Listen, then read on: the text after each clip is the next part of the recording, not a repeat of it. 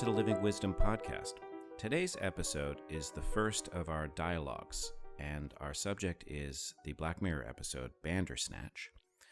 This dialogue is preceded by a few monologues, and some of you will have listened to those and might appreciate a quick summary of their content. Some of you will not have listened to them and might appreciate just a hint of what is spoken of in more detail in those monologues. I talked about several authors, so Plato, Foucault, Critias, Gorgias, and Dostoevsky. So that's a lot of philosophical material. I'd like to just try and summarize it briefly in, say, 10 minutes. The first author, Plato, we considered in detail Plato's cave from Book 7 of his Republic, and that allegory is helpful for understanding not only this particular episode of Black Mirror, Bandersnatch, but also the series Black Mirror itself. And so I won't speak to the other episodes as I summarize quickly Plato's cave, but I want you to keep in mind, if you continue to listen to this podcast, the way in which Plato's cave resurfaces as an allegory useful for understanding almost all of the other episodes. So very quickly, Plato's cave, if you recall, was an allegory in which there are prisoners trapped at the bottom, and they're being shown images on the cave wall by puppeteers. The people at the bottom, the prisoners, have been there since birth, so they don't know that they're at the bottom of the cave. In fact, the deception is so thorough that they think that they're living a normal life. The deception of the puppeteers who project images of things that are outside the cave, things that the prisoners have never seen and will never see unless they escape. In order to escape, they have to first recognize that they're being deceived, that they're not living a real life, and that's Plato's allegory for the beginning of a philosophical life, turning away from the illusions and images and making an arduous journey up to the light, the truth and reality. I use that, a transition, I should say, quickly to Foucault, his book Discipline and Punish from the late 1970s, because in that book, Foucault has a concept, panopticism, all-seeing, and he uses the prison called the panopticon, Jeremy Bentham's invention in the 18th century, a prison in which every prisoner is seen by the warden, but no prisoner can see the warden. And the purpose of this prison, you may recall, was that the prisoners wouldn't be physically punished. This was the era also of the United States Constitution. There would be no cruel and unusual punishments. Instead, the punishment would be applied to the prisoners' minds. They would internalize the warden and the morality that the warden represented. If they'd been there for 10 or 20 years and they thought they were being constantly surveyed by this warden, they might eventually, and this was the idea of Jeremy Bentham, they might eventually internalize those proscriptions. The idea then was that punishment would be reforming rather than simply retributive. Critias is going back now to ancient philosophy. In fact, Critias wrote before Plato, and Critias had an idea that I think is the nut of Foucault's thought. And for Critias, he imagines a political society without a god first, and in that society, the laws are the instruments of the tyrant, and the police, let's say, are the executors of those laws. But the limitations of laws and police are that they don't see everything. And a clever tyrant, Critias imagines, will recognize that if he wants to thoroughly control the population, he has to get them to believe in an all-seeing God. So I use that as the nut to explain Foucault, because what Foucault is saying with that prison analysis is that it's not simply a discussion of prisons, but he uses that prison model as a model for modern society. He looks at many institutions, hospitals, schools, armies, and so on. And in the episode on Foucault, I talk about the ways in which this has exploded in the social media area, where we are constantly being surveyed by each other. And the idea is the same as Critias, which is we live, since the 18th century certainly, and more so even now, in an era in which we feel like we're always being seen. And as a result, we subtly regulate our behavior according to the prescriptions that we assume are being used to evaluate us. So that, as Foucault says, it was only when people were so thoroughly controlled that they could be allowed the Enlightenment freedoms. So whereas the 18th century is advertised as the era of the advent of democratic freedom, Foucault has a more pessimistic look at it. He thinks that those freedoms were possible only because people were so thoroughly controlled. They didn't need to be controlled in their bodies because they were already regulating themselves in their minds. Critias was a sophist, and Plato responded to the sophists quite critically, and one of the other sophists to whom he responded critically was Gorgias. And Gorgias defended, in the speech that I discussed in the monologue, Helen, the mythical figure. So Helen is the face that sailed 1,000 ships and was held by the Greeks to be responsible for the Trojan War. So when Gorgias came to Athens to advertise his rhetorical art in order to win students and make money, he decided to defend Helen. He gave a speech in defense of Helen, the encomium of Helen. And as I said in the monologue, that would be like coming to Washington and giving a speech in defense of Osama bin Laden. People would think, well, I want to listen to that speech. I want to see what this guy has to say. How in the world are you going to defend that person? And it's such a dazzling speech that if the students came away and thought, wow, Helen really was innocent, then they would want to become students of Gorgias because that would show his rhetorical power. In that speech, his defense of Helen is that she is not responsible for having started the Trojan War, that she was under the power of other forces. And he has 4 forces that he lists that she might have been under the power of, either the gods, fate, sexual desire, Aphrodite, or, most interestingly, words. So he focuses on how Paris gave a speech that seduced Helen, that drew her away from her husband Menelaus and into his boat so that they sailed off to Troy together, and that began the war when Menelaus had to gather the armies to go and attack Troy to get her back. But it was that speech that Gorgias is interested in that persuaded her. And he has a theory of speech, that speech is like force.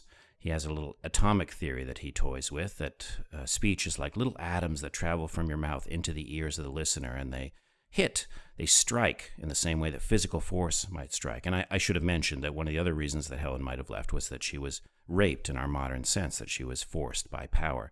Gorgias's point is that the difference between words and power is one of degree, not one of kind, that words are power in that way. And the genius of his speech is that he demonstrates that power when he is able to defend Helen, when students then enroll for his courses, because the idea is he's seduced their minds as well. The final author that I discussed in the monologues was Dostoevsky. Dostoevsky's famous Grand Inquisitor chapter from the brothers Karamazov. And I won't get into the details this time. It's a work of literature, and those are much harder to summarize, I find, than philosophical arguments. But the Inquisitor is an old priest who interrogates Jesus, who has come back. And Jesus has trusted humanity with freedom. But the Inquisitor's point is that people don't really want to be free, that when they're free, they do terrible things, and that only once they've been persuaded to give up their freedom is something like peace and prosperity possible for human beings. The argument then in the Dostoevsky piece is that whether we're free or not, we don't want to be. So those are the philosophical ideas in the background from the monologues of this discussion of Bandersnatch. And once I introduce my guest and we begin discussing, one thing that I hope that we'll discuss, and I hope also a roundabout way, is which of them, if any, apply to Stefan, the main character of Bandersnatch, which of them, if any, apply to us, and what are the ways in which we are like Stefan. So I'm very happy this evening to be discussing those topics with Stuart Candy, who is an associate professor at Carnegie Mellon University, in particular in the School of Design. And he is an expert. Well, I'll read you from his description. He's a foresight practitioner, a designer, an artist, and an educator. Now, like many of the listeners, I suspect, you have an idea what education is and what art is, and perhaps one also of design. But I have to admit, Stuart, that I don't know what a foresight practitioner is. So please tell us what that is. Sure. So a foresight practitioner is someone who helps people think systematically and creatively about things that have not happened yet, in order to enable them to make wiser decisions as they go along. Usually it applies to practices that are in support of larger organizations, dealing with bigger systems, like how entire markets or cities or countries may unfold, rather than, helping individual people navigate their life choices. There are other support mechanisms for that type of decision making. Okay, can you give us an example of some recent work that you've done? Sure. So yeah, I mean, as a sort of professional futurist with clients and partners beyond the university where I teach. I've worked recently with the United States Conference of Mayors to introduce the leaders of cities from across the country to frameworks and ways of envisioning possible alternative futures for their cities, so that those efforts to envision might help them make more deliberate choices about what kinds of city they're trying to bring into being with their policies and through their choices as leaders. Okay. We've worked recently with the NASA Jet Propulsion Laboratory in Pasadena on processes to support the imagination of new space missions. So the people who design and deploy robots to places like Mars and to other parts of our galaxy have to be able to imagine a project before they can bring it to life with their engineering genius.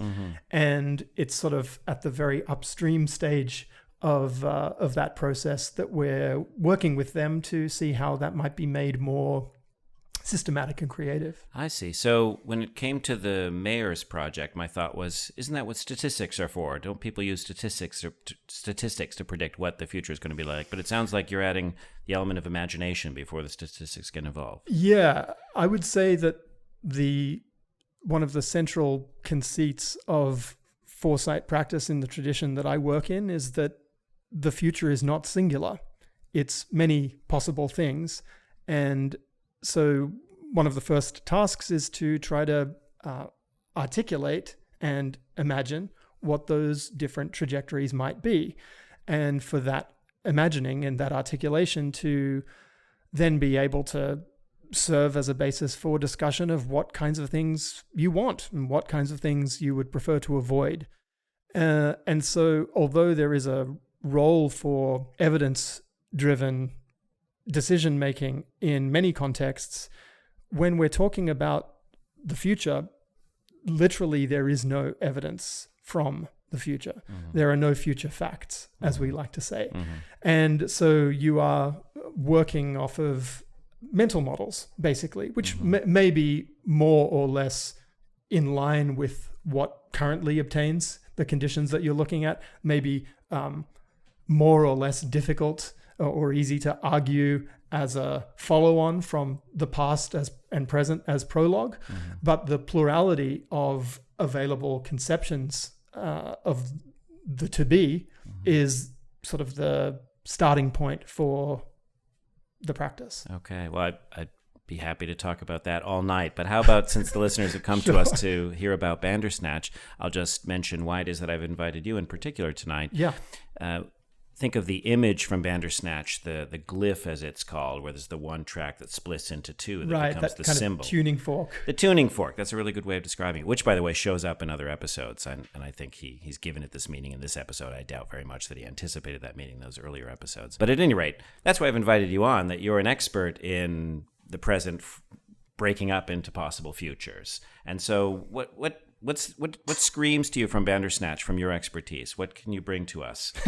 The first thing that screams to me is the irony of the fact that this is one episode of Black Mirror that isn't actually set in a future. It's set in 1984. True. And so in a way, it's, as you suggest, it's the structure of the episode and of the story and the interactivity of it, which is a core part of, it's what makes it essentially a novel kind of viewing experience, is that you're playing it. That's right. As much as viewing it. That's right. And it's, for many people, maybe one of the first opportunities that they'll have had to interact with something that they would normally experience much more passively. Put it on, press play, sit back, be entertained. Right. The structure of Bandersnatch is a kind of formalist experiment with interactive narrative. And for some of your listeners, and well, for myself, it put me in mind of some of the early computer games from the era that that it's set in, and sort of shortly thereafter in the late 80s and early 90s, these adventure games that it's partly riffing on and paying tribute to, but also imitating, and also imitating, right? but it's the most game-like, or I think it's the only interactive episode of Black Mirror. Certainly, yeah. So far.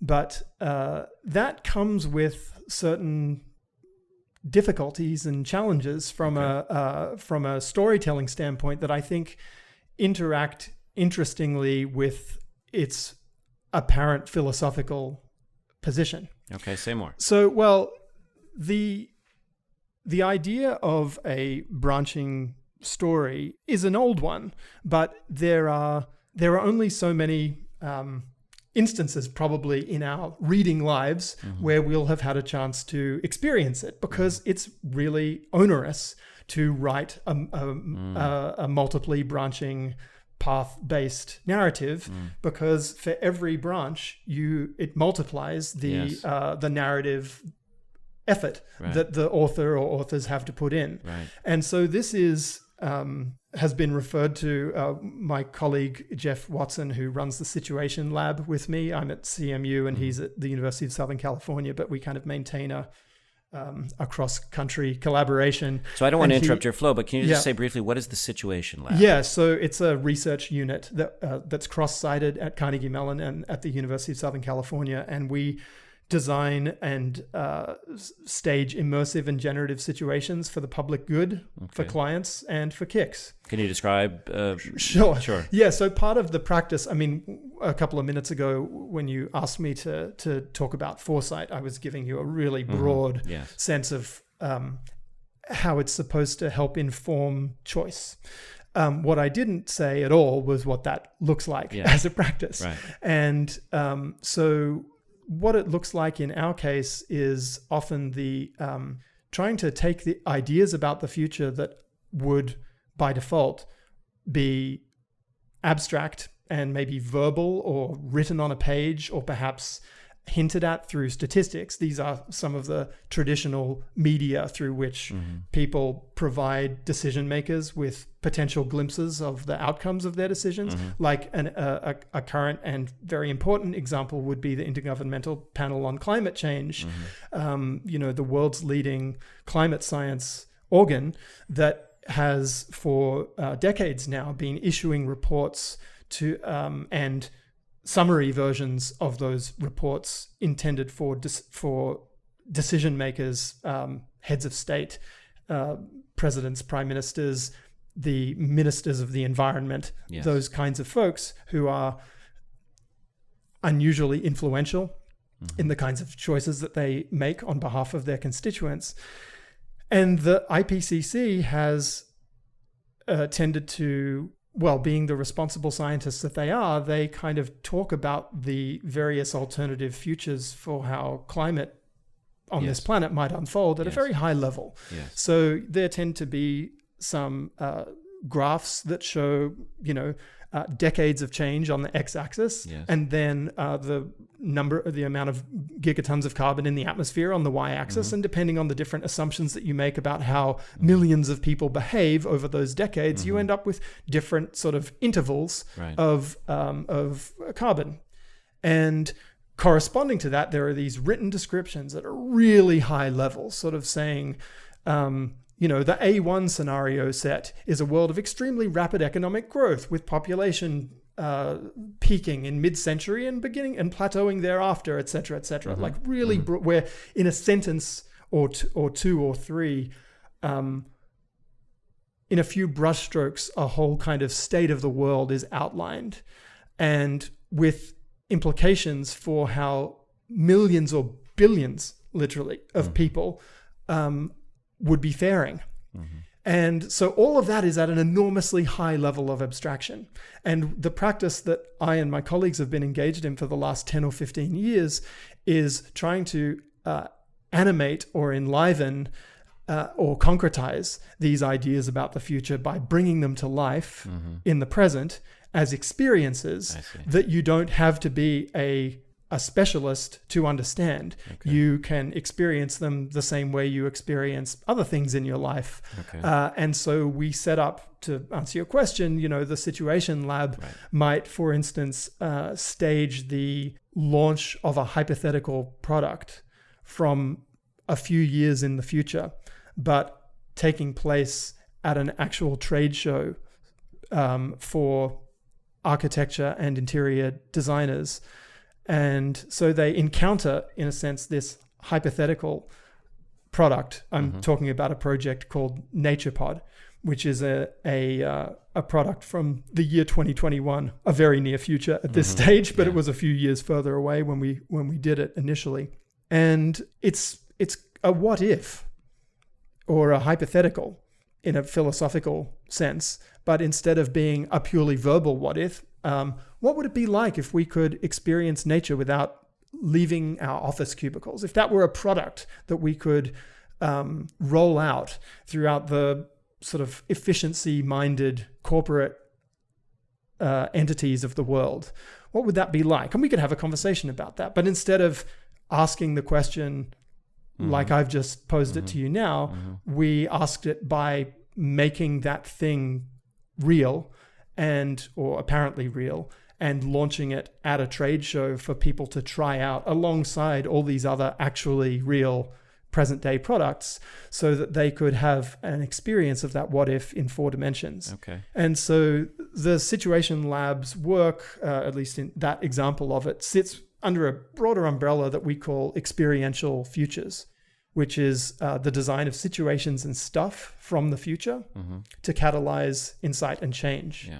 And so to bring it back to Bandersnatch, part of what is interesting about about Black Mirror as a phenomenon and as a TV show is the way that it creates these vivid reference points in the culture for people, with which people can sort of think about, feel through, argue about various future possibilities, and reflect on their contemporary situation. And that's very obviously what the show is for. Right. I mean, it's called Black Mirror partly because, it's a way of talking about the black mirrors in our pockets. When the screen isn't on, you look at it. I hadn't thought of that. It's kind of what it is. But it's also through a glass darkly. It's a dark kind of running forward of the tape on certain dehumanizing and technocratic tendencies in the systems that we're enmeshed in. Right. And so while Bandersnatch isn't dramatizing a future, it is part of a bigger project that is. And I was actually just listening to an episode of a podcast out of Los Angeles called Script Notes, which I recommend to you. This particular episode in particular is by it's by 2 screenwriters, Craig Mazin and John August, and they've both got very impressive, legitimate Hollywood resumes. Craig is responsible for the Chernobyl show that's on HBO right now, and John wrote Aladdin, the live-action remake that's in theaters. And in this episode I was listening to, John was interviewing Charlie Brooker, the creator of Black Mirror, who was talking about part of the conversation was about the fact that the show has begun to exert this influence on culture. It's become a reference point.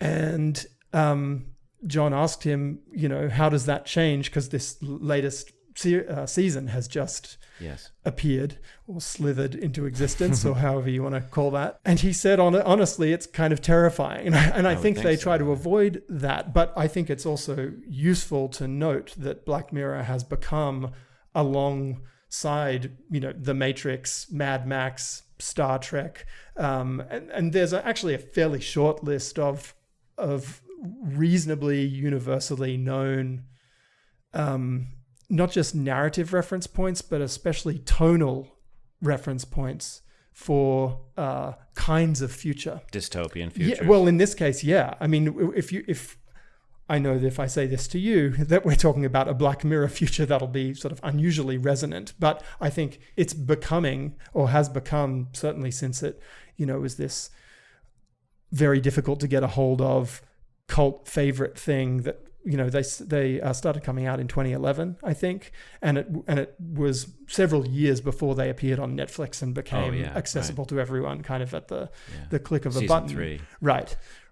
But that concretization of stories as reference points is like a cultural version or a cultural scale counterpart to the room scale or organization scale practice that I'm describing, of making futures real today in order to be able to have high quality conversations about them. Yeah, I was going to ask you, not specifically about Black Mirror, but the ways in which literature period or film period does what you describe yourself as doing, which is imagines what if.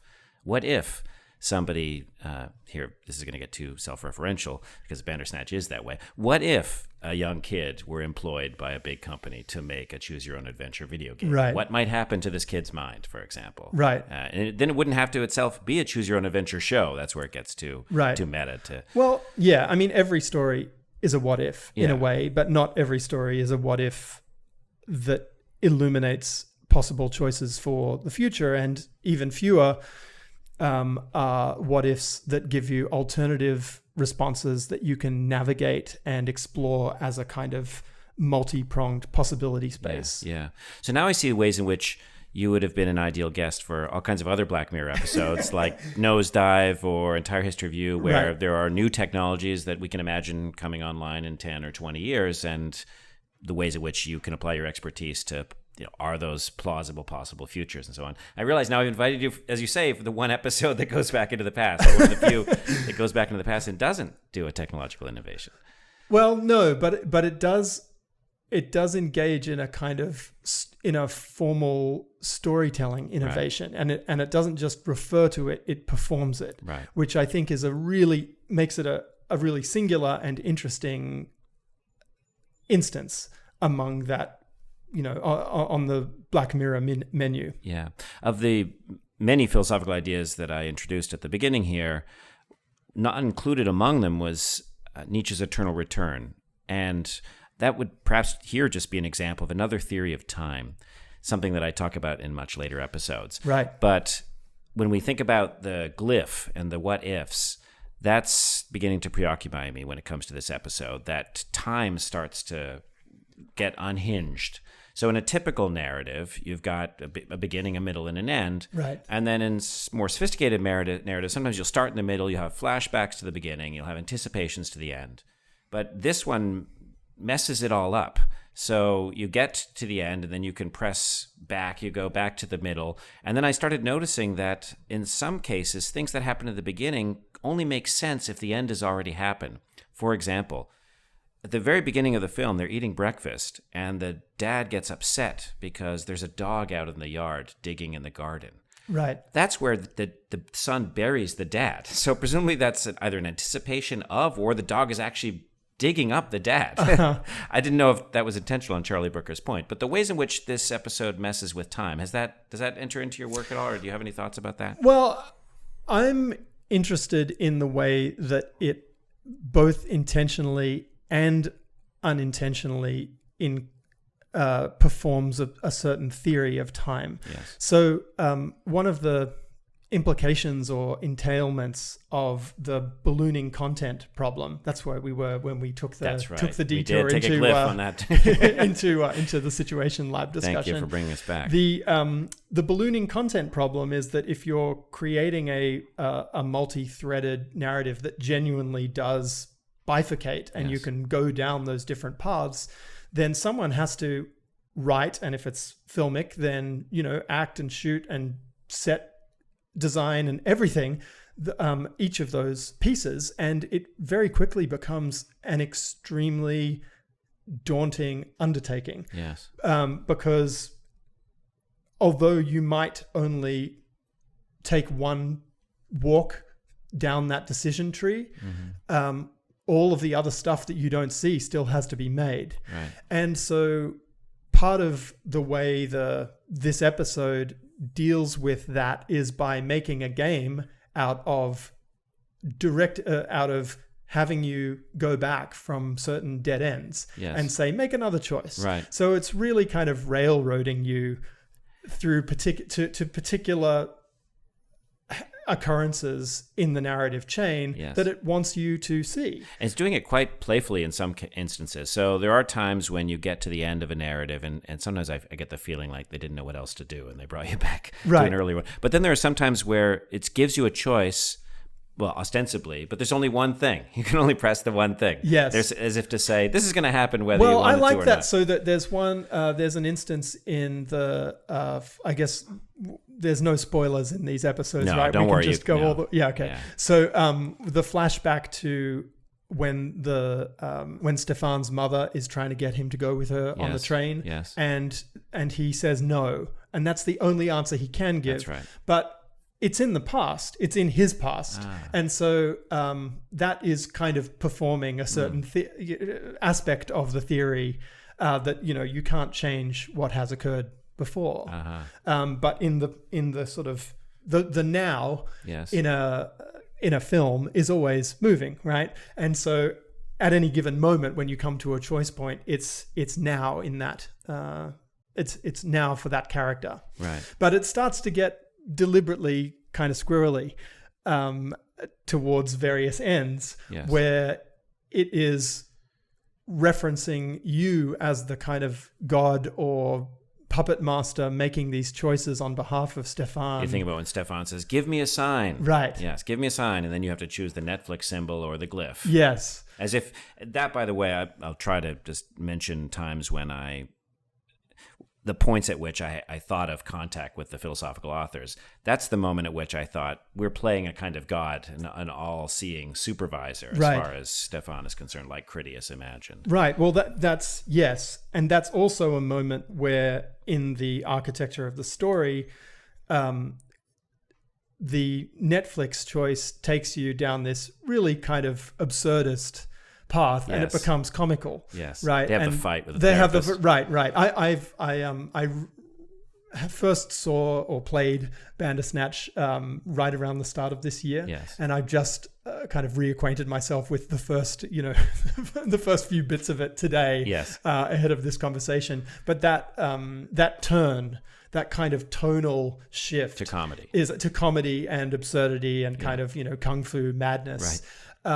Is clearly something that they wanted to throw in there. Yeah. But I know you've got a philosophical agenda here, and I'm interested in how that interacts with the storyteller's agenda and how the two kind of at times converge or amplify one another and at times maybe interfere with one another. Yeah. So the thing I was trying to get at before is that the choices that the makers of the show had to make for practical reasons, like they couldn't make the they weren't going to shoot 100 hours worth of playable Bandersnatch, because that would cost $1 gajillion, and hardly anyone would see all of it. So there's this recursive structure where you come to a dead end, and it says, actually, you playing Stefan need to go back and make another choice. I see. Yes.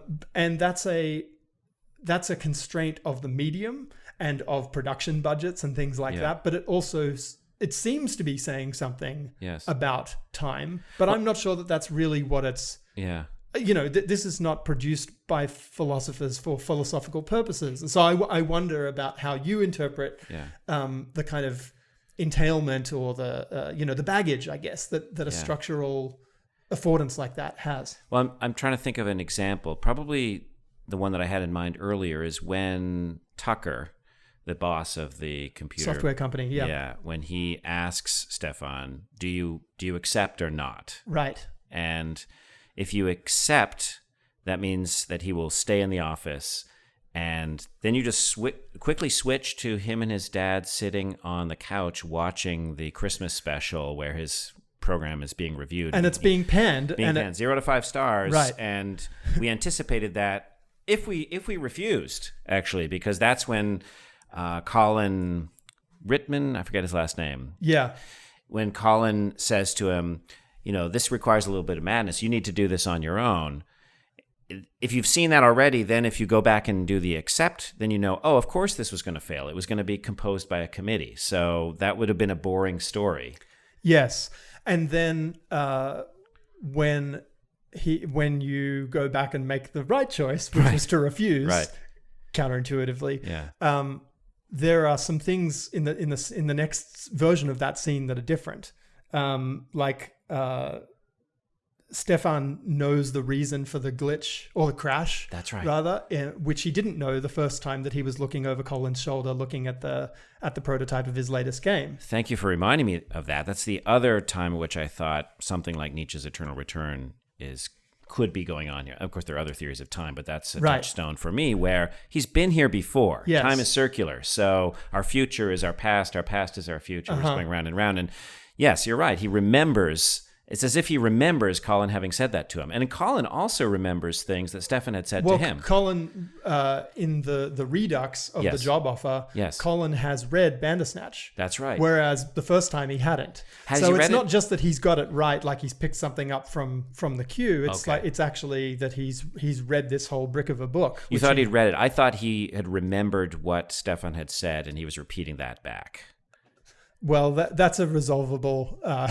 Irresolvable. Maybe if we go back, we can find out.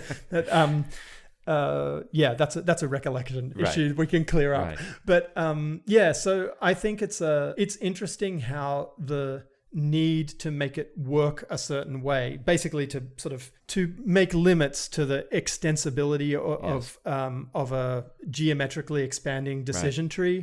That ends up having certain kinds of storytelling imperative. Yeah. And I guess I'm with you that the storytelling is giving the imperative. As I said, some of the glyphs will be boring. Mm-hmm. The one in which it gets written by a committee. I mean, I suppose an ingenious storyteller could make something interesting out of boring committee meetings. But they chose, as you say, it would have taken a billion cuts, and they didn't have the money and they didn't have the time. They had to choose which are the interesting stories. Let's go with the refuse story. That's going to be more interesting. Well, and Charlie Brooker and his team have an idiosyncratic definition of what constitutes interesting, and that's what they sort of want to steer you towards, which is fair enough, right? That's the storyteller's prerogative, even when there are choices to be made. Right. Yeah, so there are moments at which they're giving you no choice, like when no is the only option. Right. And that's funny, I think. Right. And then there's one time when it's chop or bury, but that's one choice. And so you choose chop or bury. Sometimes it gives you chop or bury. Right. Those are two different paths. But there's one point, I rewatched it today as well, there's one point where it just gives you chop or bury, which is you're choosing one thing. It's going to do that no matter what. But then there are times where you're given what seems like a real choice, accept or refuse. But it's not really a choice because accept turns out to be boring and it's over in 5 minutes. Yeah. Right. Yeah. If I may, that's the touchstone for a couple of these authors that, say Gorgias, that it seemed like Helen was free. It seemed like she had the choice whether to go to Troy or to stay. But if you do a philosophical analysis, you realize, according to his argument, she was determined to go to Troy because Paris wanted her to go to Troy and Paris gave the speech to go to Troy. So I agree. Charlie Brooker, as far as I know, is not a philosopher. I don't think they have a team of philosophers consulting them on these. But it seems like the storytelling imperatives and the philosophical imperatives line up, as you mentioned earlier. Yeah, so I wanted to ask you about something that you said in your opening about about philosophical arguments generally being easier to summarize than literature. And I wondered what you meant by that. Yeah, well, that could just be a weakness of mine because I have more philosophical training than literary training. But my favorite author that I discuss in this entire podcast is Proust, a literary author. And I found with him especially, but with all the other literary authors, that when I summarize it, I feel like something crucial is lost. In the same way that what is poetry, it's what gets lost in translation. There's something of the particularity of literature, that the characters are wearing those clothes on that day, that adds to the texture, and the texture is the point. Whereas with philosophical arguments, you can distill them. So they're written in a certain way. Certain authors where this is quite obvious, say with Aristotle, written in a certain way, I think kind of boring and rather poorly, and you can summarize them and make them clear and present them without losing anything. Right. So and I think in one of the podcast episodes that's coming up for the listeners, I talk about this contrast. But then there are authors in the middle, like Plato or Nietzsche, who have literary talent. I mean, that's an understatement, who are great literary geniuses. And when it comes to, say, the myth of one of Plato's myths, I read it as well. I can't. I in the same way that I had to read Proust or I had to read Borges, and I'm anticipating for the listeners episodes that I've already recorded that you will eventually hear if you go farther with this podcast. And we can't mention Borges without mentioning The Garden of Forking Paths as a literary counterpart. Say more. To it's a Borges story. Summarize it for us. I didn't come that prepared, but you can maybe put it in the show notes or the links as a literary counterpart to Bandersnatch. And of course it is or maybe not of course, but it is a linear story, but about a garden which can be navigated through a series of forking paths. Okay. Does it become infinitely complex? He so often deals with infinity. That's sort of a specialty, isn't it? Okay. Yeah. Yeah. But anyway, I interrupted you. Did you? I thought I was finished. Well, okay. So let me follow up then. The question I had for you was whether the difficulty of doing justice in summary to literary writing, it has a counterpart difficulty in summarizing televisual storytelling or cinematic storytelling. I think so, yeah. Perhaps even more so because the images are so hard to capture in words. At least with the literary works, I can read quotations from the literary works. Right. With the film, I can only talk about the film. I can't, the listeners have to go and look at the film itself. I mean, I think that's that's a way into describing why we do experiential futures. Okay. To dramatize and to bring things to life kind of brings more dimensions of interpretation and potential ways of reading something to bear than a bare bones argument about how things would unfold historically if such and such were the case. Yeah. And it's the fact that it is subject to many different kinds of interpretation. That's partly what makes it worth going to the trouble of, say, doing the Nature Pod installation at the trade show. Mm-hmm. That can be read by people in all sorts of different ways. In some senses, it's a better probe for and foil for people's different values and senses of what should be or should not be than just saying to them, how would you like it if you could visit nature without leaving your office cubicle? That's it's so pared down that it's a bit tendentious, maybe. Whereas when it's a thing that you encounter and you're looking at these people kind of prone in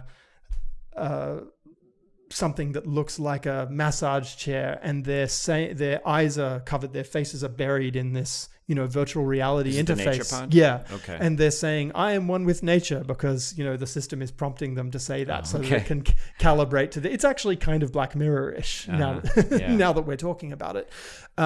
But as an experience, there's more to respond to there. And so as a basis for a rich conversation about the future, it has different affordances from a boiled down proposition. Yeah. Well, you mentioned Borges, and I did too, because in a future episode of this podcast, I discuss Borges' story, The Immortal. And it's about a man who lives forever. He joins a community of men who live forever. Uh-huh. And I'll summarize the point one of the points in that story that's interesting to me, that when you live forever, if you were to live forever and I were to live forever, we would become the same man. We would have separate bodies, but our characters would become indistinguishable because we would accumulate an infinite number of experiences. My infinite experiences would be the same as your infinite experiences. So that's an interesting philosophical point. It can be debated by philosophers whether it's true or false, what their theories of personal identity are, and so on. Right. What Borges does in that story, among other things, is that he tells it in a way that you don't notice that the narrator's voice switches at an indeterminate point, I could say roughly halfway, but at some point between, let's say, the 6th page and the 10th page, the narrative voice switches from one character to another, and you don't notice it when you read it the first time. It's a demonstration of the point, the philosophical point that he's making. Right. So, here's a richer answer to the question that you asked me earlier. It's that I can make the philosophical point pretty straightforwardly. But how do I show how Borges does that, except by reading those 10 pages, yes. For a few pages on either side of that transition, or really the whole story, so that you get the characters. And then as a lecturer, I have trouble because, well, why don't I just come in and read the story? What am I doing as a lecturer? In philosophy, it's pretty straightforward. I read the philosophical text, I summarize it into the arguments. I come in and I present the arguments and I deal with the objections and so on. Lecturing on literature seems to me much more difficult because I'm aware of what's being lost when I distill points from it, and then that leads me to just want to read it. But then I think, why do they need to have a professor? They can just read it on their own. Well, in high school, I had this economics teacher who, when you asked him a question that was too complicated or that he didn't want to answer, he'd sort of take a deep breath and look out the window and go, yeah, there's all kinds of aspects, and just let that hang in the air. And then drop it, and he'd change the subject. Yeah, well, there are times for that. Yeah, you don't want to do that every time you get a difficult question. No, but the all kinds of aspects. Yeah, that there are all kinds of aspects, particularly to something that is performed and embodied, yes. And that unfolds in richer media than on the page. I mean, yes. I'm not trying to say that that film is inherently richer than literature, sensually, of course, richer. But sorry, it involves more senses. Yeah, that's right. And more so still if it's actually an immersive experience. I've been working with a team that is producing an immersive theater production at the moment, which includes some actual contingencies in the storyline. And one of the kind of meta decisions, kind of architectural decisions that they have to make is how many possible endings are there yes. to this experience. Right. And that involves answering questions from a whole lot of different angles, because with dozens of people in the room or in the space, actually spread throughout several rooms, they're trying to make it a rewarding evening out for all of those people. And presumably the contingency in the story that lets it be guided in one direction or another, which really never happens on a proscenium, a traditional theater. Yes. You watch Romeo and Juliet anywhere, anytime, they always end up dead. Right. Talk about spoilers. Yeah, sorry. But the traditional storytelling, the story is baked, and here it's malleable. And that in the theater company you're talking about. Yes, and in Bandersnatch. Although, weren't we saying earlier that it is baked? Well, yes, and that's what I'm. So okay. These are the and they had to choose to what extent it was going to be really sort of navigable, and for how deep the kind of contingency goes. And it turns out it's really not all that deep. Yeah. And it's a little bit of a gimmick. I mean, that sounds dismissive. I don't mean it to be entirely dismissive. I think it's a gimmick that's worth experiencing. Yeah. But by the end of the first time I'd played it, which included going through a number of iterations and finding a number of the dead ends and being guided back onto the straight and narrow, right. I found myself thinking, I'm not sure how reproducible this experience would be, how readily this would translate to other stories, because it's designed to be so meta and to be so much a commentary on the fact of its own interactivity, even to the extent of highlighting your godlike role of making those choices. And that's kind of where a lot of the pleasure in it, such as it is, the meta comes from. Yeah. From the recursive commentary on its own interactivity. In a way, it's one of the most, if not the most, philosophical episodes. So we've talked about all these narrative details, but my sense in talking to a number of people about this episode. They don't like it. A lot of people don't like this episode. They call it gimmicky. And if you think of just, the choose your own adventure features that we've been discussing as just tricks that you experience and that was neat and you're done, it can seem merely gimmicky. But if you start thinking it on these meta levels, then it becomes philosophically interesting. The way in which when we experience a drama, we're actually a part of the drama and we're not different from the drama, and the number of things that we've touched on as well. When we start thinking at that level, it becomes fascinating, I find. Right. I'm not saying it's my favorite Black Mirror episode, but that it screams philosophy in a way which I think it's one of the most interesting. Yeah. But it's interesting partly for these formal reasons. Yes. Yeah. Yeah, and you have to like formal reasons for their own sake. So there's one a change of talk, if you like, but something you mentioned earlier that I didn't want to overlook, and that was we were both talking about how he has to choose between the glyph and Netflix. Uh-huh. And it's one of my favorite moments in the episode when you choose Netflix, because then, for those of you who haven't seen it yet, it's a spoiler, I suppose, but I'll just tell you what's going on. One of many yes. in this conversation. He doesn't know what's going on. He turns, give me a sign. He's turning to you, the viewer, give me a sign. And so you feel yourself in that God role, and you have to choose to give him the sign of the glyph or of Netflix. If you give him Netflix, then he says, what is that? And then every explanation that's given makes complete sense to us. I'm thinking of you in possible futures and, yes. and imagining futures. Makes complete sense to us. It uses jargon that we use all the time, like a live stream experience, etc. I can't remember. Online platform and so on. But to someone in 1984, those would be meaningless words. And he keeps saying, makes sense. I don't know what you're saying to me. Right. It's a brilliant moment, actually, because, I mean, for those of us who were alive in 1984, however old or young we might have been, it's a wonderful sort of split screen moment of realizing how acculturated we've become to, and, how our normal now includes these kind of bizarrely sophisticated online phenomena. And it's a great instance of a kind of counterfactual, sending something back in back to the present from the future and just flummoxing people altogether. So now I'm seeing a continuum. So we were joking earlier about how most of the episodes are about the future, and I invited you care about futures for the one that goes into the past. But what happens with the nosedive and the entire history of the episodes where we're imagining, all right, in 10 or 20 years this technology will develop, what will it be like? You're right. In this one, we're going back into the past and remembering what it was like not to have these technologies. Yes. And we're recapturing our own selves, which we've forgotten. Namely, what's it like to inhabit the world without knowing what an online platform is? Right.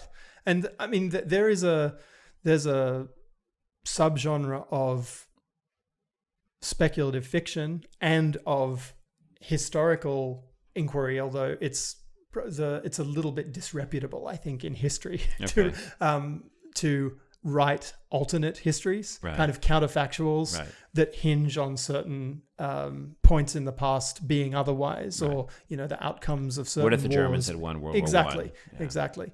Or World War II, which is like the premise of The Man in the High Castle, which you could stream on Amazon instead of Netflix, which itself deals with time in that weird way. Yes, but the films. So that's a related.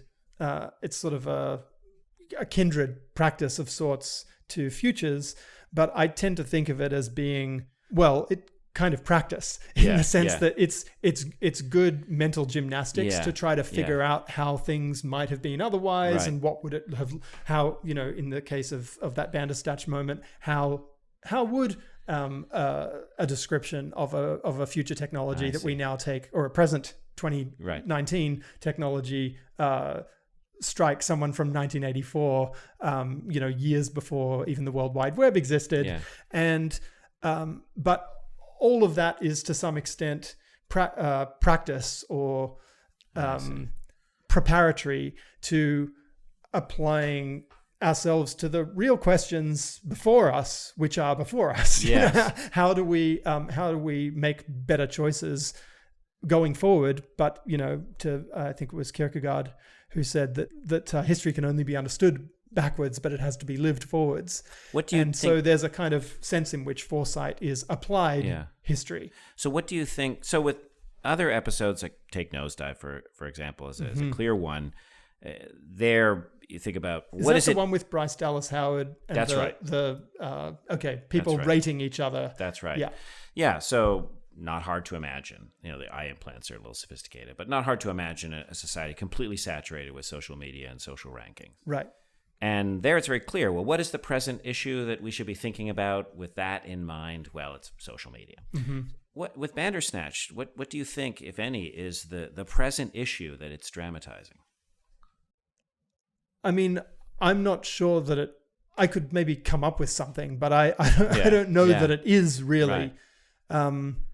I mean, I think Charlie Brooker cut his teeth creatively, as a younger man, writing video games. Oh, did he? Okay. And so this was a tribute to, and he was born in 1971, so he would have been, in his early teens during the time depicted in this show. So there's a bit of a tribute to, an affectionate tribute to this now very quaint looking, low resolution kind of medium. Yeah. Which is being mined aesthetically, and the music, the soundtrack, and the choices about what sort of synth pop to listen to as you're going along, sort of underscore this as an exercise in nostalgia of sorts. So that's what comes through to me most clearly. But I think as I say, it really is a formalist experiment, and what it's playing with first and foremost is the navigation of an open but not too open story space. Yeah. What does it call to mind for you? So when I asked you the question, I didn't have an idea, but as you were talking, I came up with something. Excellent. And that is something we mentioned earlier, which is the collapse of the distinction between a game and a story. Right. The way in which so many things are being gamified now. Mm-hmm. In another dialogue, I talk about Hang the DJ with our common friend, Kate Lamberton, and we talk about the way in which dating becomes gamified through the online dating apps. Swiping left, swiping right is like moving a joystick left or right. You're going to go down this corridor, you're going to go down this corridor. And that's taking something that previously was considered so intimate and special and removed from technology and capitalism and so on, namely love, turning it into a video game. Right. So anyway, that's my seat of the pants thought about what at present might be drama. I'm not saying Charlie Brooker has this in mind, but the gamification of everything. Mm-hmm. Yeah. It also performs some of its own limitations. And we've been talking about, the extent to which this bifurcated structure really could be used more richly. I think it's tough with the way audiovisual materials are made at the moment, because compared to, say, choose your own adventure books, the cost of writing an additional page of text is pretty low. Right. The cost of shooting an additional minute of highly produced footage is much higher. And so there may be modes of procedurally generated animation, let's say, that one could within some handful of years might be viable as a way of producing a much more richly bifurcated sort of choice architecture in a choose your own adventure video story. But at the moment, it keeps looping us back because they couldn't go all the way with it. Technical limitation, Well, this reminds me of the difference that I noticed at first in watching the episode, when I first watched it back in December when it came out, between apparently trivial decisions and apparently significant decisions. Mm-hmm. So we talked for a while about accept or refuse as maybe the best example of a dramatic, important decision that he has to make. But the first decision I think that everybody encounters in that film is which breakfast cereal to choose. Right. An apparently trivial choice. Do you remember that film from the 90s called Sliding Doors? I do. Okay, so for those of you who haven't seen it who are listening, a woman's on a subway, I think in London. Gwyneth Paltrow. Is she in London or New York? One or the other. One or the other. She's on a subway, and she's running to or she's not on the subway. She's in the station. She's running to catch it. And in one version, she makes it through the doors, and the other, the doors close before she makes it on. And those are two separate paths, and the movie then has two plots, completely different lives. I don't remember what happens. But, their life and death matters that get decided in one way and the other. So that the way in which Well, at every moment, there are almost an infinite number of possibilities. Yes. And there are an infinite number of moments. So infinity times infinity, you want to make an authentic representation of possible futures, it would be mega infinite. Yes. And that sliding doors, I thought, was a good example of how even the most trivial thing, whether a door is going to close a second earlier than it normally does, can create dramatic differences. So and upon rewatching it this morning in preparation for the interview, I thought, they didn't really do anything with the breakfast cereal thing, as far as I could tell, but they could have. Uh-huh. And that dramatizes that if they'd done that, it would be like sliding doors and thinking, all our decisions are potentially of great significance, and apparently great ones can be trivial. Right. For the want of a nail. Right. A shoe was lost. It's very good. Yeah. I mean, I think this is a point I've been sort of circling around, and I'm not sure I've quite actually made. Sure. yet, Feel free to come back. Well, so I think there's a concept from video game studies called procedural rhetoric, which is this idea of the structure of the system kind of containing an argument by virtue of how it is structured. Okay. So the Bandersnatch kind of has a procedural rhetoric too, in that it is it makes certain things important or significant, as you say, and other things less so. And those are, in a way, micro elements of a theory of moving through time. Mm-hmm. And if we were trying to do just echoing your point from a moment ago, if we were really trying to do justice to this idea that that our fates are wildly open-ended, that would be really, really difficult to show. Impossible for one person or any group of people to represent. Right, but so this is a central problem in futures work or in foresight, which is that if you're trying to have people think their way into alternatives, usually they start out wanting to converge on the most likely. Okay. Right. So, and this is a habit, I think, particularly in Western thought, of wanting to see time in linear fashion, and of a yardstick for scientific value being the strength of your ability to predict, to state in advance what will be the case on the basis of evidence. And one thing that recent science, the last generation also has highlighted, is that in complex systems, small changes do have and can have incredibly profound divergent impacts. Chaos theories. Yeah, best kind of shorthanded as the butterfly effect, right? That a butterfly flapping its wings in Rio kind of causes a hurricane in Tokyo, or what have you. But in order to show that, you need to, not that specific example, but that openness, you need to invest effort in articulating the various alternative trajectories. Right. And that's what scenario practice is. Okay. So, and it emerged as a practice after the Second World War, during the Cold War, as a way of coping struggles. with, yes, exactly, as a way of coping with the sort of the uncertainties and the contingencies of geopolitical gamesmanship with between the US and the Soviet Union. And while there are many futures practitioners who have no truck with that kind of, command and control ideology in the sort of Dr. Strangelove-esque world that it might have been incubated in originally, but who see that the elaboration of alternative futures is an enabling structure for people to, in all sorts of contexts, not just geopolitical strategy, living our lives, to be able to, to make choices to hopefully tend in desired directions and away from non-desired ones. So you always have this kind of architectural question that is partly about attention economics and the difficulty of the relationship between map and territory, of finding appropriate ways of breathing sufficient life into alternative pathways so that people can think and feel their way down those pathways and then make choices accordingly. And I think it's always riddled with trade-offs, because what you can do on the page with a series of alternative scenarios. Again, it goes back to that point about choose your own adventure books versus a film project like Bandersnatch.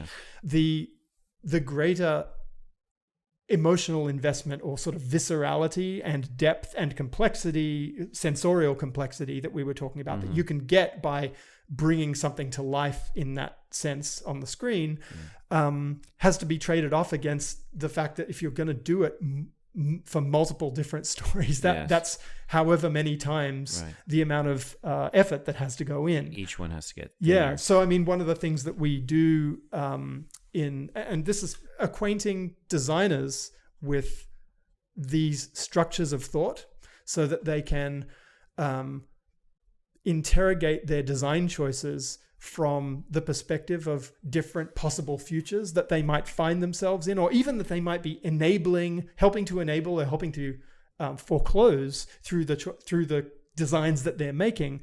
That's part of why I work in a design department rather than a philosophy department, because there's an application that's built in there.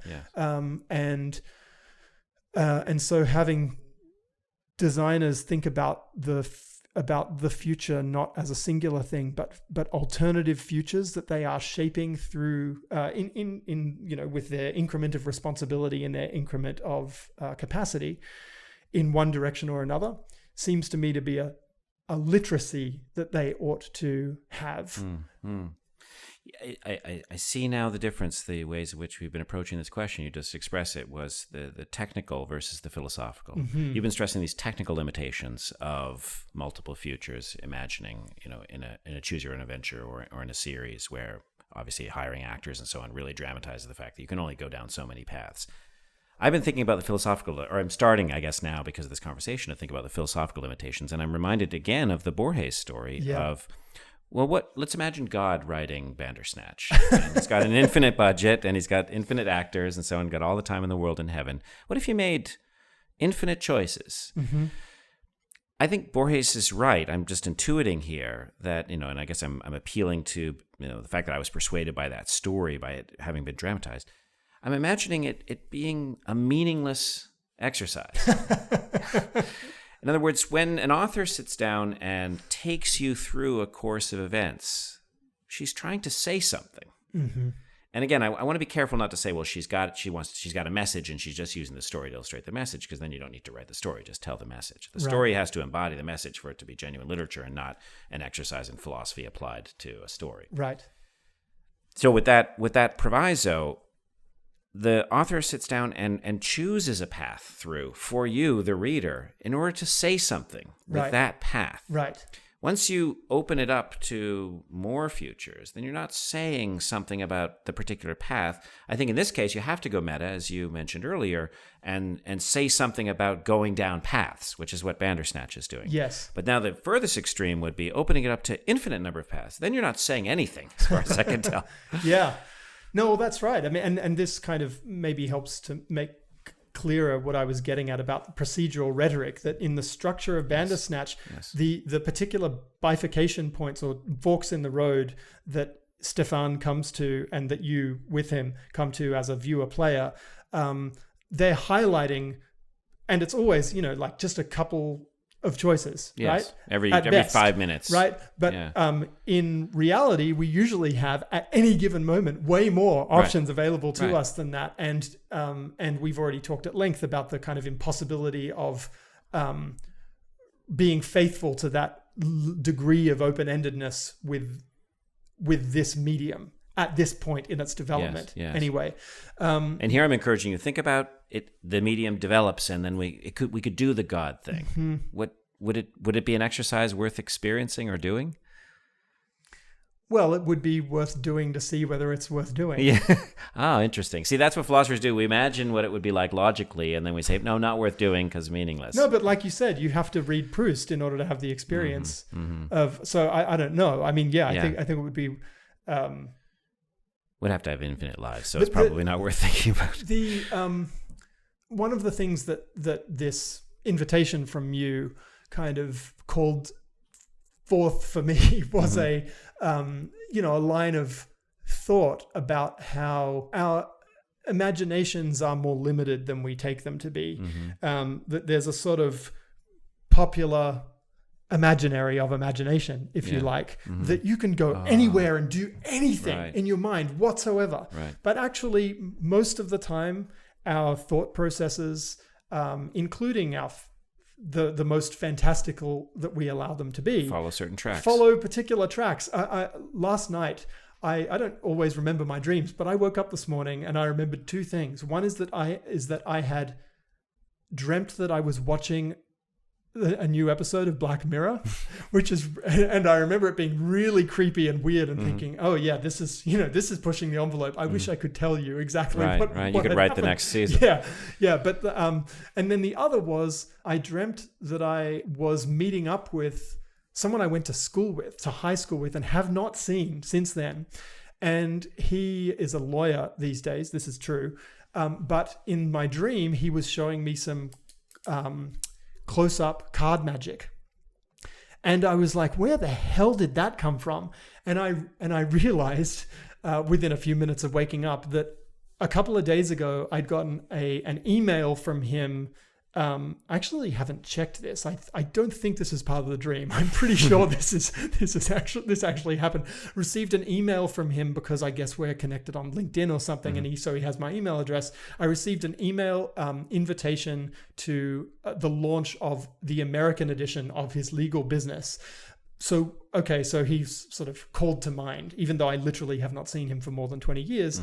And I remember the last time I checked his profile, he had next to his name either a heart or a spade, but at any rate, a playing card symbol. I have no idea whether he has any interest in magic whatsoever. But my point is that, my dreams have been enabled, but also constrained in both of these instances by things that are going on in my life. Yes, in one case, an email that I happened to receive a few days ago, and in the other case, this impending discussion with you about Black Mirror, and knowing that the latest season dropped recently.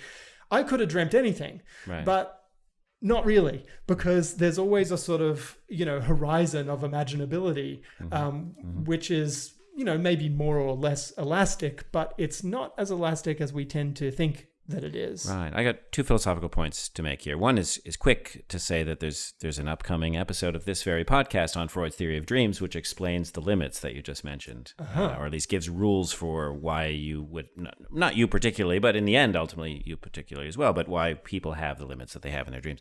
But the more interesting point, I think, is that I think this is what Plato's getting at about the prisoners at the bottom of the cave, is that they live in the realm of imagination. When he goes on to describe the layers of knowledge that one achieves by ascending out of the cave. The lowest cognitive ability, according to Plato, is imagination.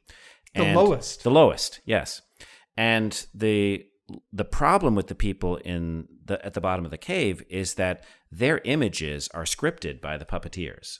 So that they see, for example, a shadow of a tree, an image of a tree on the cave wall, and they think that's a tree, because imagination as such doesn't determine what's real and what's not real. It simply accepts. So children are a good example of this, that you can talk to a 3 or 4-year-old about Santa Claus, and they're kind of in this nebulous world where things are neither true nor false. It's all sort of mythic, and Plato's aware of that when he writes his myths. I think he's trying to sort of get out of the truth space and get into this other space where things are neither true nor false. But I guess the thing I want to say about the bottom of the cave there is that it's the puppeteers who are scripting what those prisoners imagine. The prisoners think, we're living real life, but in fact, it's being controlled to some extent. So in your scenario that you describe, you're not being controlled by anybody, as far as we know. Although Stefan gives us a good illustration of someone who is being controlled by whomever, whether it's us or by Charlie Brooker. But Foucault, this is the reason why I included him, is that he makes a nice leap from the abstraction of Plato's allegory to modern society. Namely, our souls are constrained in ways that we don't recognize. We think of ourselves as being totally free. This is your point about the imagination. We think of it as you can imagine anything, but that's an imagination of what the imagination actually does. The imagination is quite limited by the films that we see, by the media that we consume, by the stories that we were told as kids, by what we saw on LinkedIn the day before. Yeah, that's right. And the upshot, though, I think, I mean, because you could just leave it there and say we're not as imaginative as we think we are, and actually we're more scripted by our environments and by the happenstance of, what we encounter than we allow or realize. But there is a silver lining there, I think, which has to do with being more intentional about what we feed our imaginations. And that, I think, is part of the premise of our practice with experiential futures, and a reason why relying primarily or exclusively on other people's imaginings, like the stuff that comes from Black Mirror or Mad Max or whatever, the popular imaginaries that are produced for reasons other than enabling us to shape our lives and our societies in desired directions. I mean, that might be part of the reason they're produced, but I don't think it's the main one. And even if it were the main one, it's not those imaginings are not specific to our circumstances. So part of the reason why there is a profession of foresight and people will produce scenarios for and with particular organizations rather than pulling entirely generic descriptions of alternative futures down off the shelf and using those, is that the particular choices and consequences that are faced by that organization, they need their own map, because it's their own journey.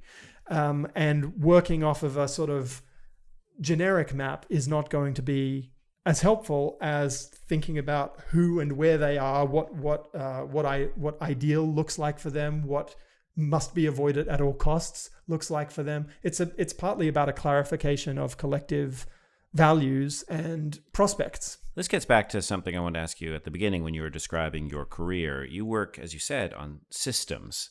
And here we're talking about an individual, Stefan. At least that's why I invited you to talk about his glyphs and his possible futures. And it sounds like, well, I guess I'm going to ask you then, to what extent does the work on systems apply to an individual like Stefan?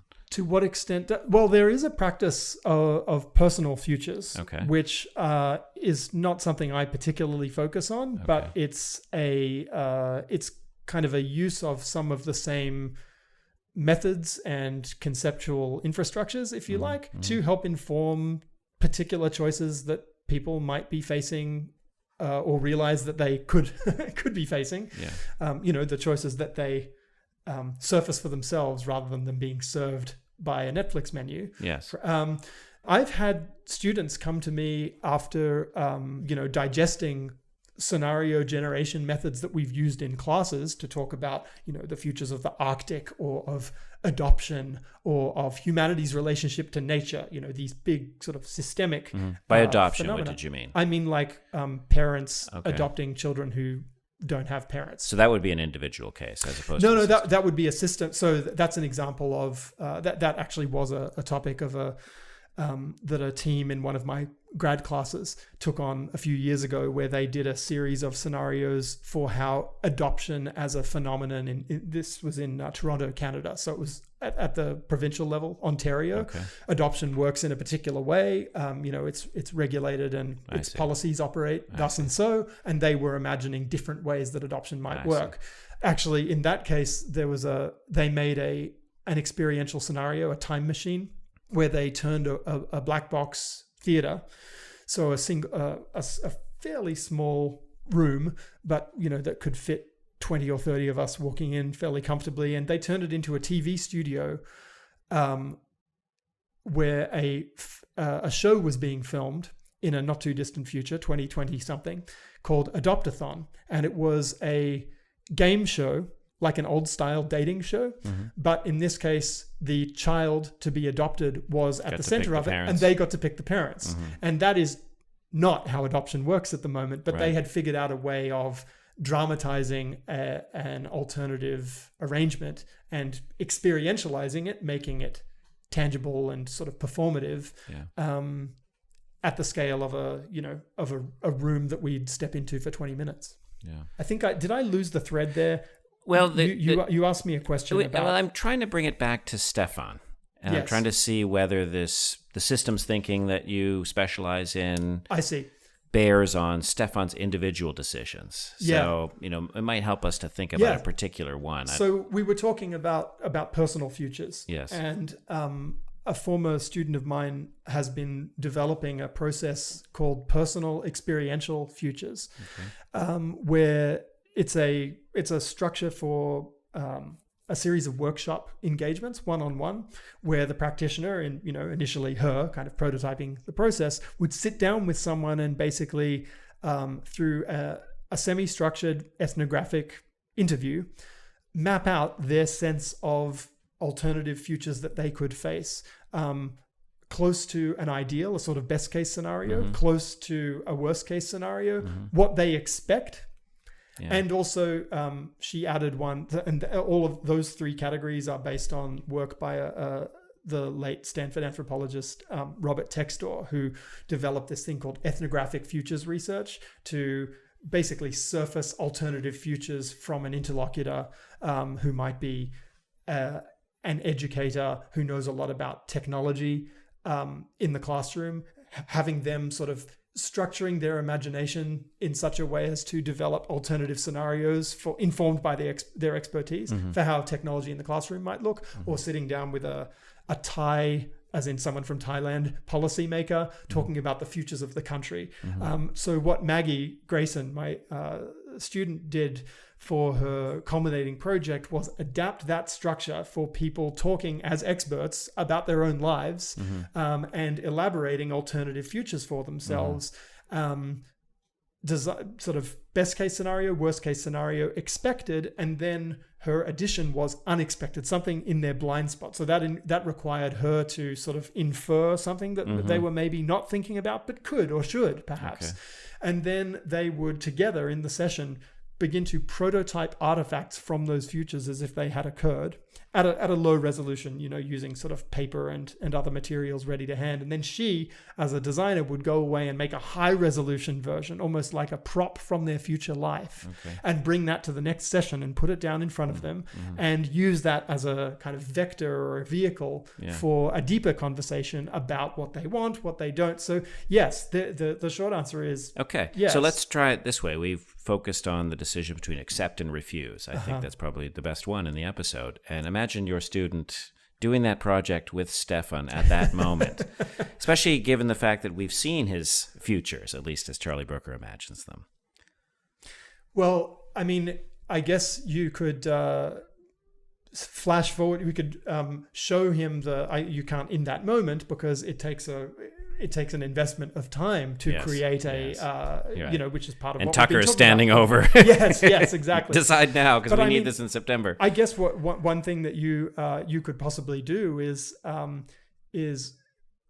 create the videos of those alternative reviews of the video game, and sort of put those in front of him and say, what kind of a piece of work do you want to be involved with? Yes. Well, I didn't mean to. No, that's all right. Well, I was going to say those reviews are complicated because on the one hand, there's a 0 out of 5 stars, and it never mentions his personal life, which it turns out to be good, or 5 out of 5 stars, and he murders Colin Rittman, as well as his own father. Well, there's a right. So the review, there's some trade-offs involved, right? And if you only look at one facet, then you might miss some important baggage that comes along. Yeah, that's a good point. There's a subfield of social psychology, or a practice anyway, called affective forecasting, which has to do with people's ability to imagine their own how they would respond to particular things happening to them in their lives.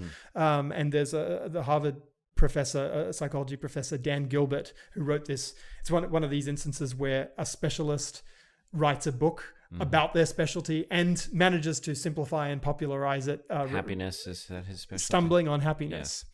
And so the thrust of the book is that people suck at forecasting their affective state in response to things that are likely to that not that are likely to happen to them, but that could happen to them. So, if they're asked, how they would respond, or what their life would be like if they, lost a limb, or were to get divorced or married, or win the lottery, or be in a car accident, or whatever it might be. People are terrible at predicting. They're terrible at predicting that. Not only that, they also retroactively kind of edit their recollection of what they thought, so they conceal from themselves how terrible they are.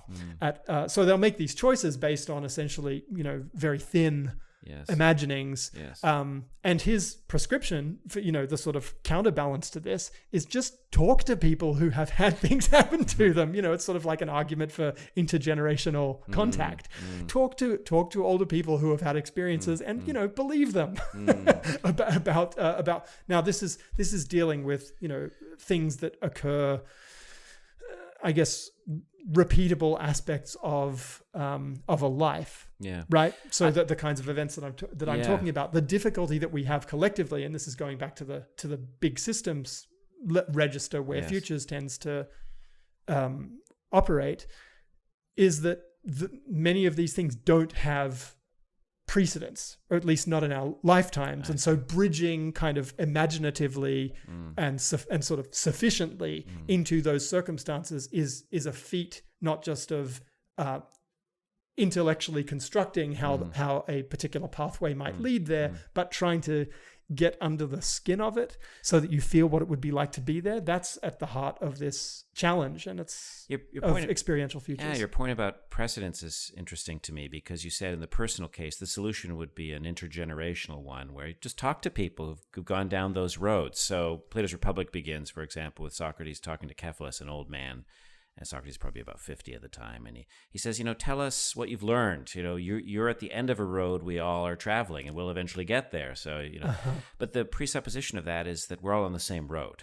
Yes. So, when people give you relationship advice, for example, you learn pretty quickly that it's relationship advice that applies pretty much to their past selves, but probably not to yours, because your heart is different from theirs. So if people are unique, can there be a science of this thing? That's a good point. And I mean, I'd invite you to take that up with Dan Gilbert, because that's his prescription. Yeah. I mean, I do think we have to try to learn from other people's experiences, because we can't afford to make all of the mistakes ourselves. And similarly, at a historical level, we have to learn from history, because if at the moment we're playing for civilization scale stakes, and so we have to attend to the lessons that history may have for us, and the extent to which particular precedents may apply is always up for debate. But not even having the debate, not such a good idea. Right. I did want to give Dan Gilbert credit for something that you said that seemed to me true. I mean, obviously he's done the evidence, but I have an anecdote, so this proves Please. it. I have a friend who's flourishing, who's happy, and I noticed that she says quite often, I wouldn't have chosen X, but I'm really happy with X. And this was a series of things I noticed, an apartment, a relationship, a job, and so on. And the wisdom of this person, it seemed to me, was that recognition that she hadn't been to that point in her life very good at choosing, because for the Gilbert reasons, we're just not good at predicting what will happen when we make certain choices. She was more open to things happening and then realizing, this is making me happy. I would not have chosen it, because my ability to choose is less reliable than me accepting the things that are happening to me. That sounds like she might be an outlier in terms of that pattern. If it's a pattern, if it's a reliable pattern that Gilbert and his colleagues have found of people kind of retroactively sort of concealing from themselves. That's right. I mean, I'm picking her as an outlier. In other words, this seemed to me a really wise insight about how to live one's life. I wouldn't have chosen this, but it's making me happy. I took part in a symposium on counterfactual thinking a few months ago at the Lawrence Center in Leiden. And I went partly because I really liked the people who were organizing it, and partly because, like I said, the counterfactual counterpart of futures thinking is in some ways structurally similar, but I've tended to avoid it because I feel like I have my work cut out thinking about things that haven't happened yet, rather than things that might have happened if history had gone differently. And one of the things that spending time that week with colleagues looking at this stuff drew my attention to is that upward counterfactuals and downward counterfactuals have completely different affects attached to them. So if you imagine circumstances that could have made things so much better, like, sort of regret attaches to that. Yes. But if you allow yourself to imagine how things could have been worse, then kind of relief or gratitude can attach to that. Right. And so there's a way in which you can, I don't know, at least in principle, perhaps cultivate a certain type of counterfactual recognition, a bit like your friend, and maybe inhabit a happier headspace as a result of allowing yourself to realize that you are not in the worst of all possible universes. Right. And I think sometimes things could be better. That's my experience. Sometimes things could be better. Yes. They can almost always be worse. Yes. Things can always get worse. But this point about choice ties back to Dostoevsky's basic point in The Grand Inquisitor, and whether that's not, again, talking about literary authors, that's not Dostoevsky's point, that's the Grand Inquisitor's point. And Dostoevsky's not the same as the Grand Inquisitor, but there the point is that we don't want to be free. Freedom is a burden. And I don't think that's the nut of my friend's insight, but it's similar, where she's saying, I wouldn't have chosen this, but it made me happy, as if choice is an opponent of happiness. And that is the Grand Inquisitor's point, that by giving humans freedom, Jesus made us miserable, or God, the Christian God embodied by Jesus in that story, made us miserable. And that the Grand Inquisitor, the Grand Priest, is showing humans the way to be happy, namely just obey the church. I mean, I think all meaning making kind of depends on alternatives being available, right?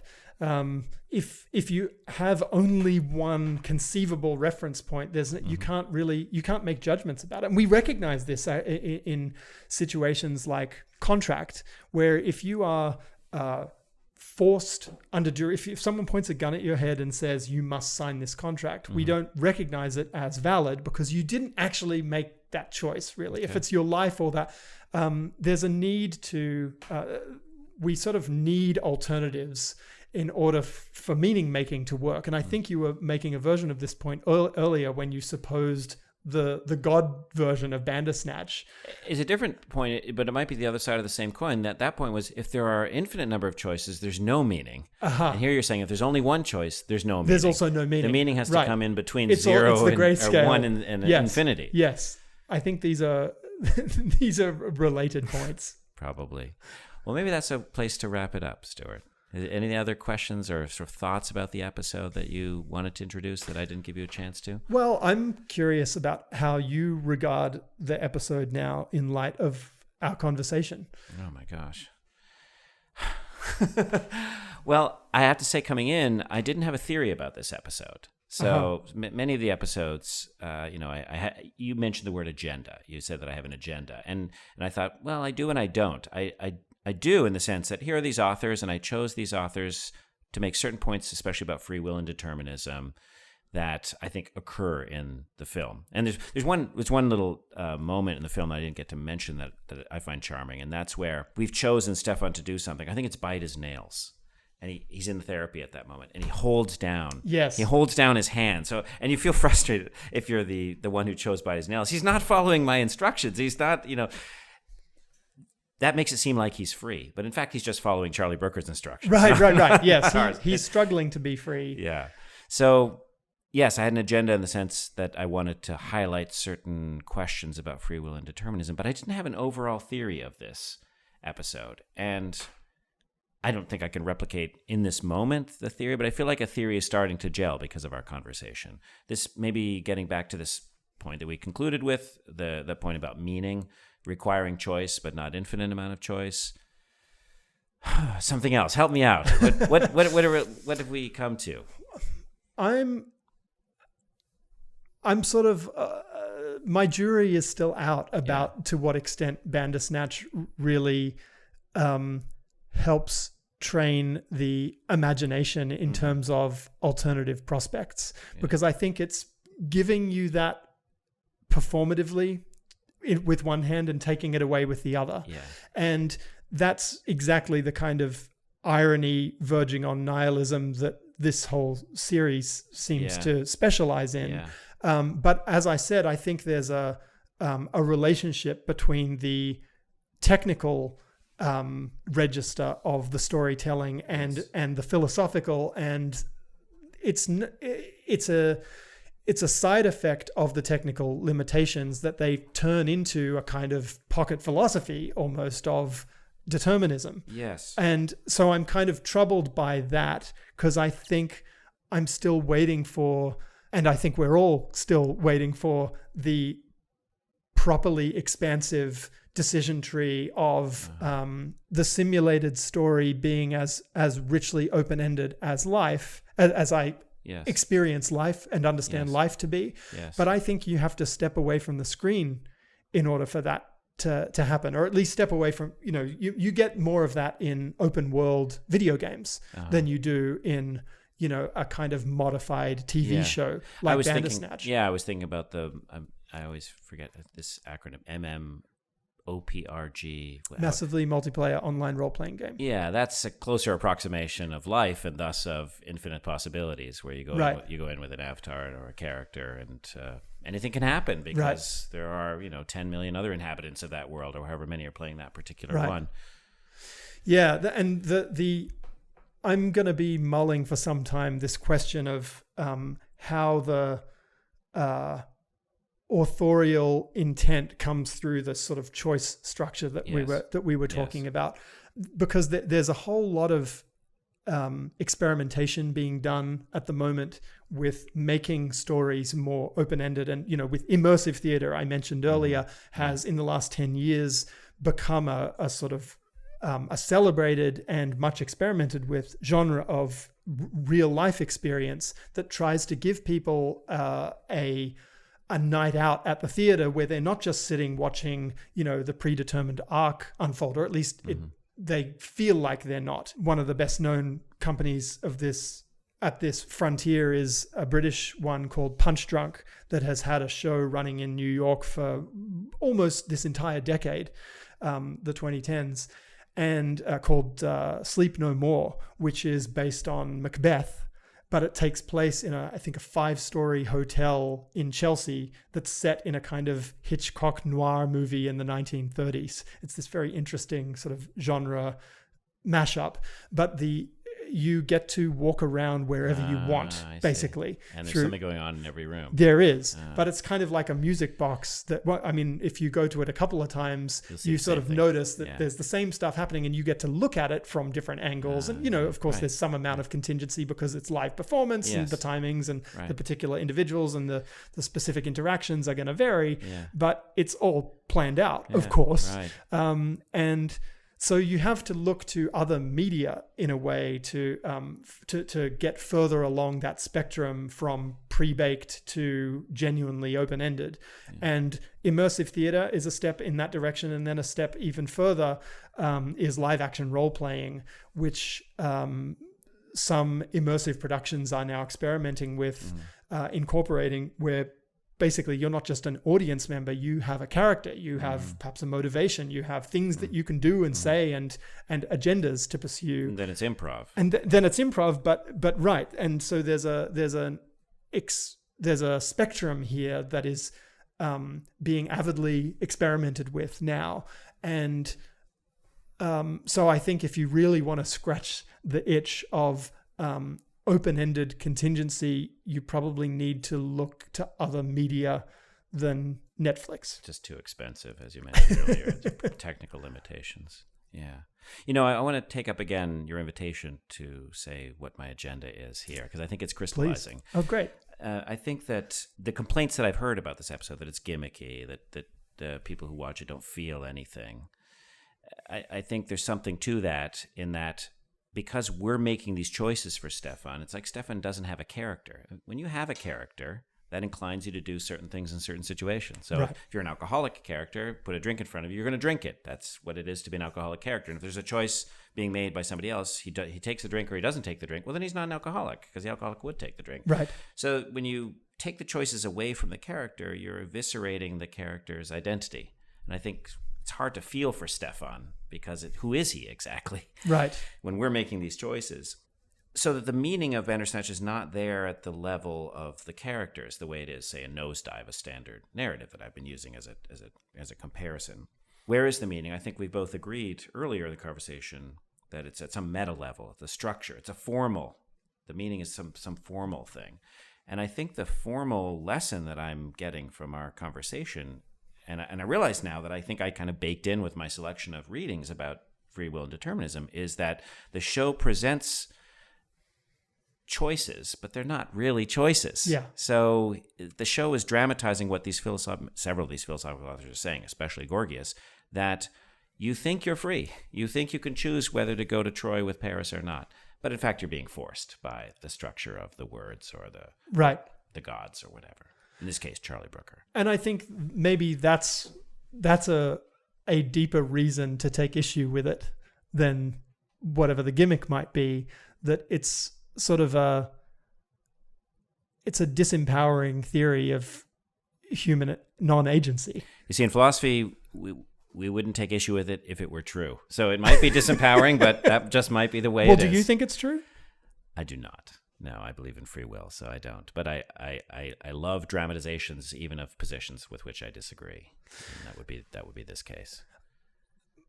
My interest in experiential futures led me to a pedagogy that a history professor from Barnard College at Columbia has been kind of incubating and propagating for about 20 years, called reacting to the past, or actually it's more recently just been dubbed reacting. And it's a way of teaching history where you have everybody in the class basically take a role, and they then usually it's a kind of debate or some sort of assembly, or l'Assemblée Nationale, for instance, or in the French Revolution, or or a debate in, the one that I went to, which was sort of a condensed version of something that would usually be played out over the length of a half a term or a whole term, was India on the eve of partition.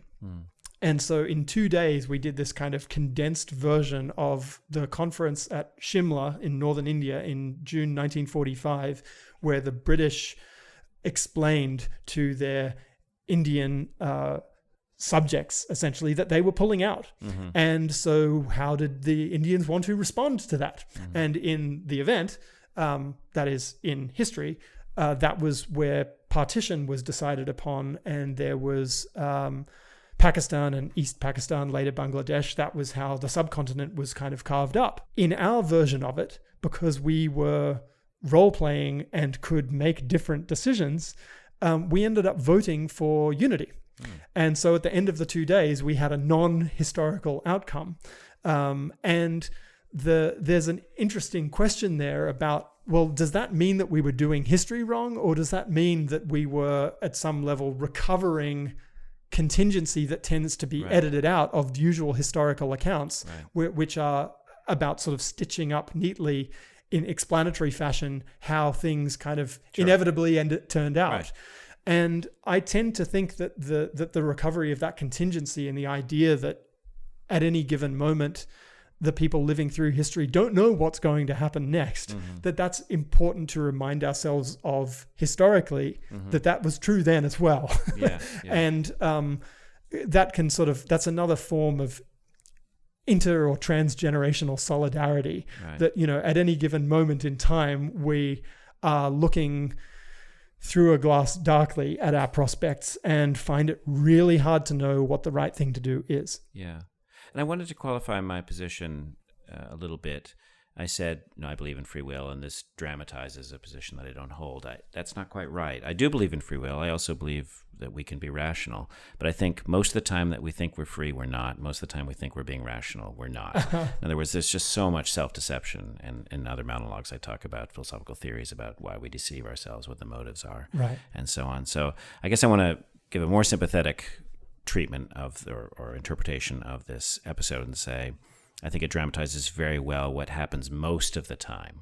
Most of the time we think that we're free, and yet somebody's pulling. Now, I'm not a conspiracy theorist. The allegory of the cave makes it sound like the prisoners the puppeteers are pulling the strings.